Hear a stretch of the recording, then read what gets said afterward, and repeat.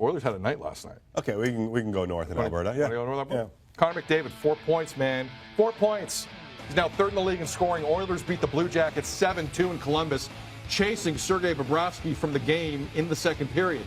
Edmonton has now scored 6 or more in 3 of their last 5, but they remain 7 points out of a wild card spot in the West. Obviously, a lot of work still to do here because the Oilers have pissed away a lot of points.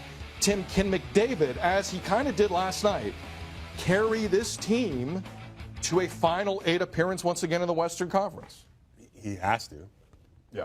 Right? Like, it seems obvious, although with Cam Talbot out, that's a big part of the supporting cast. Brossoit's hung in, though, right? No, yeah. Like, he hasn't been terrible. He's been okay. But that's when they've been good, is when he's played well, and Cam Talbot is obviously a little bit better than Laurent Brossoit. But they need him to just put him, like, it's time, right? Like, you start the season, you struggle out of the gate unexpectedly, right? And then you say, okay, well, other guys got to get involved. We understand that, right? Like, he can't do it all by himself. Even Gretzky had Messier and Coffey and go down. We're looking at this team right now, and, yeah, a couple guys have woken up at different junctures in time. They win games when Connor McDavid is at his best. And you look at the standings now, you look at where he is in the NHL scoring race, like how much more can he do? Well, he's going to have to win the scoring title. He's going to have to carry every shred of this team, because it's obvious that the other guys right now, and I know one guy can't win a hockey game, but he is going to have to be consistently dominant all the time for this team, or other guys are just going to have to wake the bleep up. Pulling the curtain back a little bit, occasionally, Tim and I, when we've had too much NyQuil, look at the other right before the show and say, how big are your shoulders? Right. Hey, Connor, how big are your shoulders, man?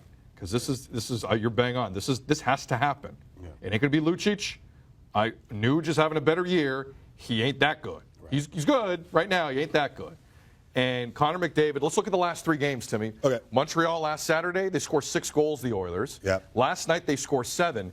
And Sunday against Toronto, they still outshot them 41 to, I think it was 26. And McDavid should have had 4 points that night. Right. But no one around him had a clue how to finish.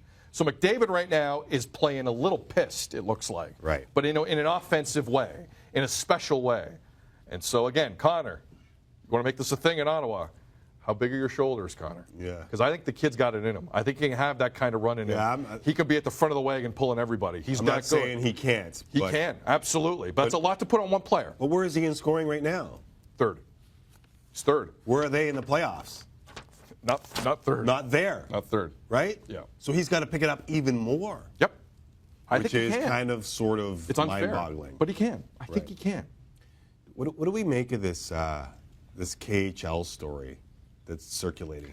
Well, the latest, I don't know, Tim. For those, because we're still trying to figure out what happened here today. We woke up and we saw on Twitter that the KHL, everyone knows Russia's been banned from being mentioned in the Olympics, no flag. Right. People can go as neutrals from Russia. But the KHL was like really quiet through that announcement. Right. You didn't hear a lot about the KHL. Right. So we wake up today and the KHL, which would constitute a lot of Canadian team players and American team players on this kind of sub-NHL team, KHL players will be allowed to go. Right. We read the tweet. Like an hour and a half later, there was a retraction. KHL not yet sure whether or not they'll have their 3-week break during the Olympics. Yeah. And no one has a clue what's going on here. And Sean Burke and those guys trying to get ready, Willie Desjardins, get ready for the team. If they continue the KHL season and they don't break during next February's Olympics, and guys have to play under contracts that they've signed, to be fair about it, where the hell are they getting these players from? Right. How many? Can you still go? Can your boy Dino Nuno play? Yeah, but can I still go? Can you still go? And the CHL, how that affects the CHL, and like this is the start of something even bigger. And I think when the Russia story broke, we kind of sort of knew there would be a story here. But if the KHL just said, everyone can go, then we're fine. But this goes to the top in Russia. Yeah. It always does go to the top. Because even when that broke, you were on vacation. When that broke, to even read the quotes from Putin, everyone was like, really? Yeah. Really, Vladdy? On your high horse with no shirt? Right. Really, Putin? See, another guy who literally rode another horse the reference. horse This is that unbelievable. you just can't make.